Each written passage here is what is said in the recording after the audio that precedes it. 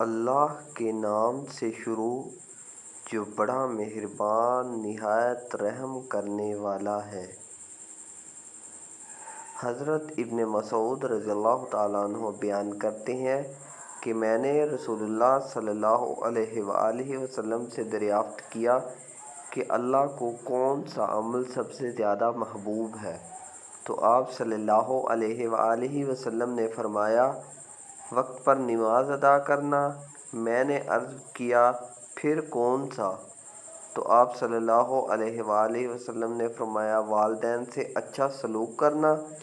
میں نے عرض کیا، پھر کون سا؟ تو آپ نے فرمایا، اللہ کی راہ میں جہاد کرنا۔ ابن مسعود بیان کرتے ہیں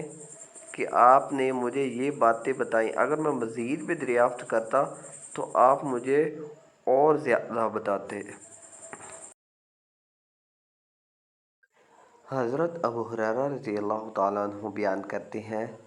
کہ رسول اللہ صلی اللہ علیہ وآلہ وسلم نے فرمایا،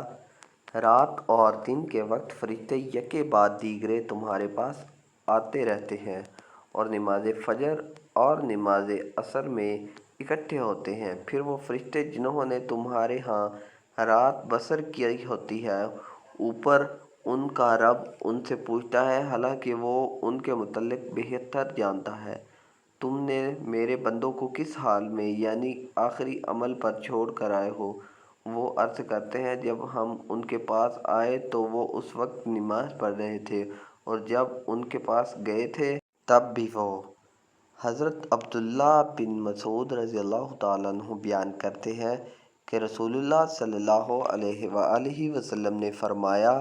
ہمارا رب دو آدمیوں پر خوش ہوتا ہے، ایک وہ آدمی جو اپنے نرم و گرم بستر اور اپنے چہیتوں اور اہل و عیال میں سے اٹھ کر نماز پڑھتا ہے تو اللہ فرشتوں سے فرماتا ہے، میرے اس بندے کو دیکھو کہ وہ میرے ہاں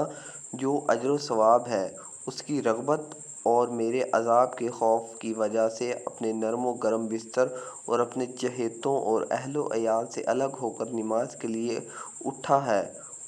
اور ایک وہ آدمی جو اللہ کی راہ میں جہاد کرتا ہے تو وہ اپنے ساتھیوں سمیت میدان جنگ سے پیچھے ہٹ جاتا ہے، لیکن پھر یہ جان کر کہ پیچھے ہٹنے پر اسے کیا گناہ ملے گا، تو وہ پیش قدمی میں اسے کتنا ثواب ملے گا، تو وہ پلٹ کر آتا ہے حتیٰ کہ شہید کر دیا جاتا ہے تو اللہ فرشتوں سے فرماتا ہے، میرے اس بندے کو دیکھو، وہ مجھ سے ملنے والے اجر و ثواب کی رغبت اور میرے عذاب کے خوف کی وجہ سے پلٹ کر آیا حتیٰ کہ شہید ہو گیا۔